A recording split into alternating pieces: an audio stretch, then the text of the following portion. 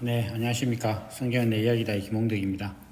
오늘은 요한일서 55번째 시간입니다.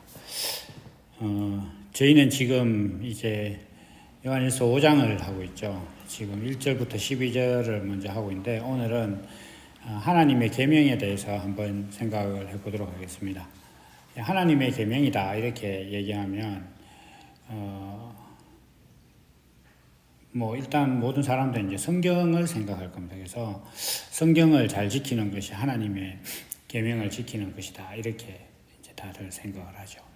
그러나 우리가 이제 생각해 봐야 될 것은 어떤 글이나 책의 내용보다 더 우선되는 게 있습니다. 그게 뭐냐 하면 그 책이나 글을 쓴 그 의도라는 것이 있죠. 그래서 그 의도가 책의 내용보다 우선합니다. 그래서 설계도가 있지만, 집을 짓는 경우에 설계도가 있지만 그 설계도보다 더 우선하는 것은 뭐냐 하면 집주인이 집을 짓겠다는 마음이죠. 그래서 어떤 건축사님들 가끔씩 TV에 이제 건축사 이야기 나오잖아요. 집 소개하는 거 이런 거 할 때 그 중에서 한 편에서 그런 얘기를 하더라고요. 이제 집주인이 집을 지으러 이제 건축사한테 갔더니 그 건축사가 제일 처음 했던 말이 어떤 집을 원하느냐, 이렇게 어떤 공간을 원하느냐 이런 걸 묻는다고 하더라고요.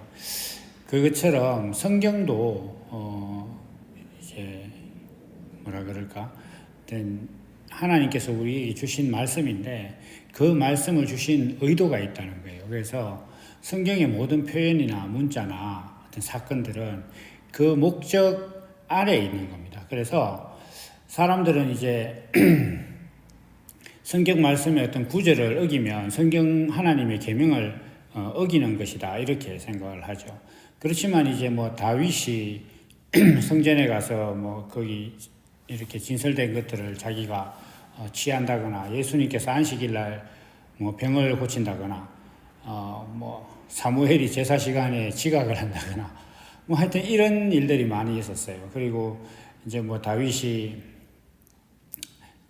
신하의 아내를 취한다거나, 이런 것들은 그 자리에서 죽어야 될 것 같은데, 하여튼 여러 가지 범법들, 구약시대 때는 실제로 이렇게 죄를 범하는 어떤 그런 모습들도 있었고, 유대인들이 볼 때 예수님은 정말 이렇게 무법자 같았죠. 그래서 우리는 지금 예수님에 대해서 아주 거룩하고 고결한 어떤 그 이미지를 이제 벗어버리지 못하는데, 사실 예수님은 그런 분이긴 합니다.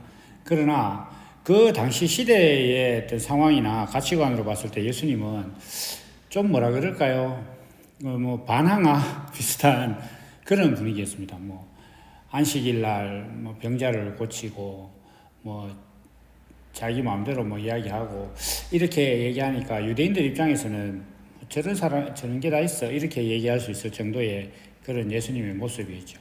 그렇지만 예수님께서는 늘 뭐라고 말씀하셨냐면, 내가 하나님의 아들이다. 그리고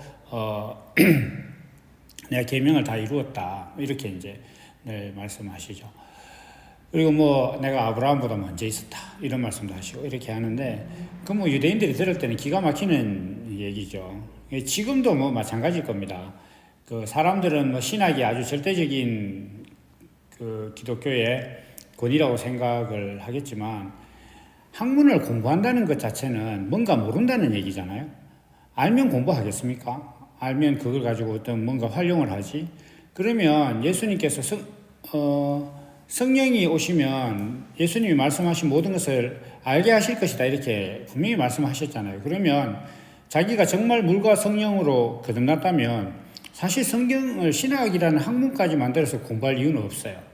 그런데 이제 그런 가치관들이 팽배한 가운데 어떤 성경에 대해서 그런 부분들을 지적하고 하나님께서 성경을 주신 본래의 취지를 이야기를 하면 사람들은 이제 이렇게 나오는 거죠. 그건 무슨 자격으로 그러냐 이렇게 얘기도 하고, 네가 신학을 했느냐 이렇게 얘기를 할 수도 있습니다. 그러나 그렇게 보면 예수님도 전혀 그런 거하고 상관없었고, 예수님의 제자들도 다 상관없었어요. 좀 그런 측면에서 좀 자유로웠던 사람이라면 뭐 사도 바울 정도? 그 정도였겠죠. 그러면 우리가 이제 오늘날도 사람들이 하나님의 말씀과 하나님의 계명을 지키려고 하는데, 하나님의 계명은 뭐냐 하면은 하나님께서 사람에 대해서 말씀하시는 거예요. 그럼 하나님께서 사람들에게 뭔가 말씀을 하실 때는 왜 말씀을 하시는가가 있는 거예요. 그러니까 그 의도가 모든 계명의 어떤 뭐라 그럴까, 본질이에요. 그래서 하나님의 계명은 내 아버지를 사랑하고 하나님 아버지를 사랑하고 이웃을 서로 사랑하라. 이게 이제 모든 계명의 첫 번째다. 예수님께서 이렇게 말씀을 하셨는데, 그러면 하나님을 사랑하는 자는 모든 계명을 지키는 거예요. 그래서 지금 이제 요한 사도도 우리가 하나님을 사랑하고 그의 계명을 지킬 때에 이로써 뭐 하나님의 자녀를 사랑하는 줄 아느니라 이렇게 하신 다음에, 그 다음에 이제 3절에서 하나님을 사랑하는 것은 무엇이냐 이렇게 했을 때 그의 계명을 지키는 것이다. 그러면 우리가 이제 여기서도 다시 한번 사랑의 의미를 생각해 볼 수가 있습니다. 하나님을 사랑한다는 것 자체는 하나님과 나 사이에 절대적인 어떤 관계 형성이 되는 거예요. 그러니까 하나님이 없으면 내 존재가 의미가 없어지는 그런 관계가 형성됐을 때 하나님과 내가 사랑하는 관계가 되는 겁니다. 그래서 남편과 아내가 있었는데 아내가 없다. 그러면 남편이라는 그 정체성도 사라지는 거죠. 남편도 없어지는 거예요. 그러니까 아내가 없어지고 남편은 남아있느냐? 그런 건 없습니다. 아내가 없어지면 남편이 없어지는 거예요. 뭐 어떤 이유에서든지 간에 뭐 이혼을 하든지 뭐 어떻게 하든지 사별을 하거나 이런 뭐 안타까운 일이 있더라도 그렇게 되면 자기도 한쪽이 없어지면 다른 쪽도 없어지는 거예요. 하나님과 나와의 관계도 하나님이 내게 온전한 하나님의 정체성 그대로 내게 의미가 없으면 나도 없는 관계. 이게 하나님과 내가 사랑하는 관계예요. 그러면 하나님께서 나는 스스로 있는 자다. 그렇게 말씀을 하시고 아들을 보내서 낮고 천한 그 십자가에서 하나님의 성품을 표현하는 것이 하나님의 정체성이고 하나님의 마음입니다. 그러면 내게 그 하나님이 없으면 내 존재의 의미가 없다. 이렇게 돼야 내가 하나님과 내가 사랑하는 관계예요.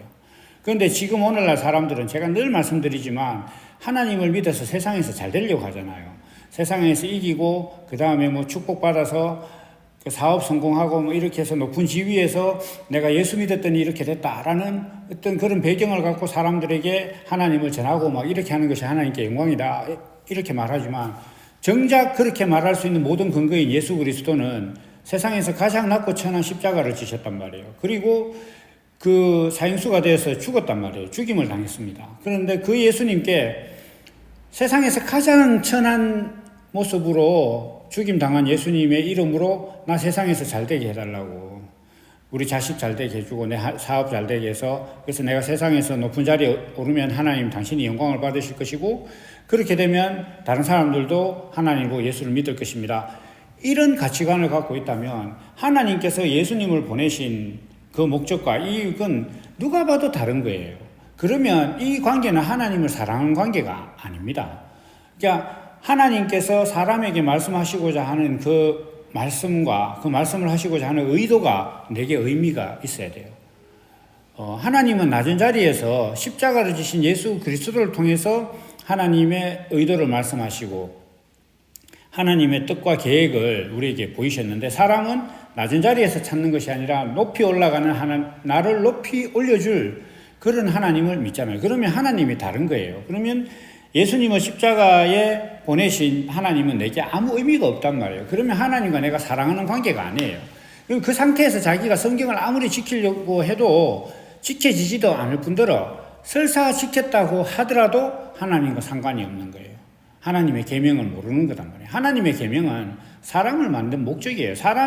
하나님께서 사람을 만들어 놓고 사람은 다른 세상의 피조물과 달리 스스로 무언가를 인지하고 판단하고 그리고 선택할 수 있는 존재를 하나님께서 사람을 만드셨어요. 그렇게 만든 사람에게 하나님께서 내가 너를 이러이러한 목적으로 만들어 놓으라라고 말씀하신 게 성경이에요. 그리고 그 목적의 구체적인 내용은 뭐냐 하면 예수님께서 십자가에 달리시는 거예요. 그러니까 내가 너를 만들었는데 왜 만들었느냐? 하나님이라는 나라는 존재가 어떤 성품을 갖고 있다는 것을 너 육신을 가진 인간을 통해서 내가 표현할 거야. 내가 표현하고 싶은 건 뭐냐?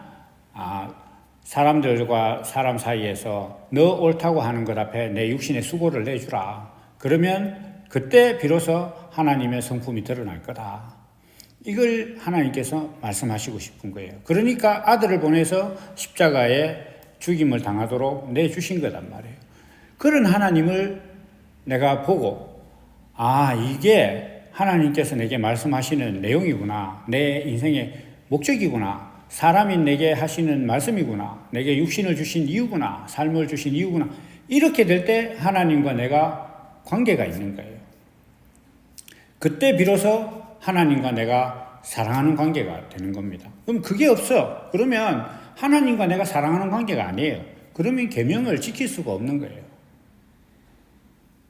그러니까 이걸 우리는 분명히 알아야 되는 겁니다. 그래서 하나님의 계명을 지키려면 어떻게 해야 되느냐? 이렇게 했을 때 하나님께로부터 나야 된다. 하나님께로부터 나는 것이 계명의 완성이에요. 하나님께로부터 난다는 것 자체는 뭐냐면 하나님이 사람을 향해서 가지신 그 뜻이 내 본성이 돼서 내가 그런 본성을 가진 생명으로 존재로 다시 거듭난다는 거예요. 그걸 성경은 물과 성령으로 거듭난다. 성령이 곧 하나님의 영이잖아요. 그러면 하나님의 영으로 내가 거듭났을 때 그때 내가 비로소 하나님의 계명을 지키는 자가 되는 겁니다. 그거 없이 내가 하나님의 계명을 지킨다? 그런 거 없습니다. 성경 아무리 연구해서 지킨다? 그런 거 아무 소용없습니다. 서두에 말씀드린 것처럼 성경을 공부하고 학문을 만들었다? 이미 모르는 거예요. 그 자체가. 물과 성령으로 거듭나면 성령이 오시면 예수님께서 하신 모든 말씀이 기억나고 너희가 알게 될 거다. 이렇게 말씀하셨잖아요. 분명히 그렇게 돼 있어요. 요한복음에. 그러면 그 말씀을 성경에서 지우든지 신학을 하려면 그 말씀이 있으면 내가 물과 성령으로 거듭나기만 하면 예수님의 말씀을 다 알게 되는구나. 공부하는 게 아니구나 라고 깨달아야 돼요. 그런데 이게 거꾸로 돼가지고 공부를 해야만 되는 것처럼 이렇게 가고 있어요. 그래서 공부를 해야만 하나님의 계명을 지킬 수 있다. 그래서 어떻게 하면 하나님의 계명을 지킬 것인가 연구해요. 그게 연구나 묵상이나 어떤 하나님의 말씀을 이렇게 공부하고 묵상하고 이렇게 알려고 하는 것 같지만 100% 타협이에요. 어떻게 하면 내가 성경 말씀을 지킨다는 관점에서 보면 지키는 거고 아닌 관점에서 보면 이렇게 얘기할 때 내가 방어를 할 수 있느냐 이런 얘기들로 이제 꾸미는 거죠. 그게 지금 신학의 목적이에요. 사실 저는 그렇게 생각을 합니다. 그러니까 제가 늘 자주 예를 드는 건 물론 그 외에도 많이 있지만 저기 11조와 주일 성수와 돼지고기 이야기 제가 자주 하잖아요. 11조는 있는 그대로 지켜라.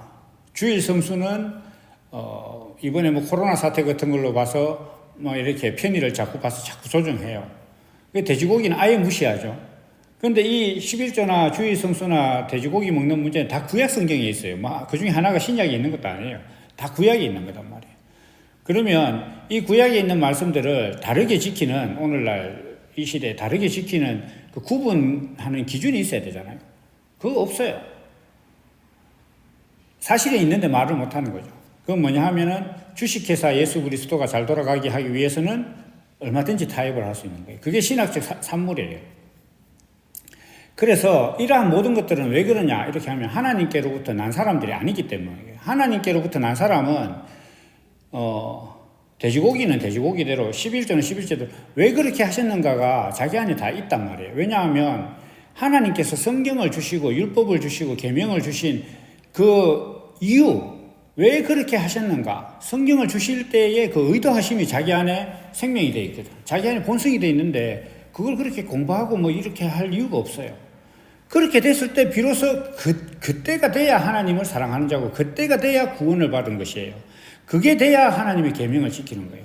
여기에서 1.1핵이라도 모자란다. 그러면 구원받은 것도 아니고 하나님의 계명을 지키는 것도 아니고 하나님을 사랑하는 것도 아니고 하나님을 사랑하는 것이 아니니까 형제를 사랑하는 것도 아니에요. 그게 다 신용이에요. 노릇하는 거란 말이에요. 이걸 분명히 아셔야 돼요. 그래서 하나님의 계명을 지키려면 하나님께로부터 나야 된다. 하나님으로부터 난다는 것은 물과 성령으로 거듭나는 것이다. 물과 성령으로 거듭나면 성경의 모든 것이 자기 안에 있다. 자기 안에서 깨달아질 것이다. 예수님 그렇게 말씀하셨으니까 예수님을 믿는다면 그렇게 믿어야 되는 거예요. 그렇게 됐을 때 모든 것이 제대로 된 것이다. 이렇게 되는 거예요. 이렇게 되면 성경을 완전히 지키는 사람이 되는 거예요. 그래서 그의 계명은 무거운 것이 아니다. 물론 우리가 이제 어떤 본성을 갖고 살아가는데도 다양한 이렇게 어려움이 있어요. 예를 들면 사람이 식욕이라는 본성이 있잖아요. 그러면 먹기 위해서 음식도 준비해야 되고 그런 수고도 있고 또 사 먹으러 가려고 해도 멀리 가야 되고 이렇게 하는 그런 수고로움은 있지만 그렇지만 본성대로 살아가는 거기 때문에 그게 어렵지는 않은 거예요. 그래서 그런 걸 무겁지 않다 이렇게 말씀을 하는 거예요. 예수님께서 내 짐은 가볍다 이렇게 하신 것은 본성대로 사는 건 어려운 것이 아니기 때문에 그런 거예요. 그래서 살짝 길어졌는데 하나님께로부터 난 자다 이렇게 돼야 물과 성령으로 거듭난 사람이면 계명을 다 지키고 하나님을 사랑하는 것이고 형제를 사랑하는 사람이다. 계명이라는 것은 하나님께서 계명을 주실 때 그 목적이 자기 안에 본성이 되면 모든 것을 다 지키는 사람이다. 라는 말씀을 드리고 다음 시간에 또 이것에 이어서 또 이어가도록 하겠습니다. 감사합니다.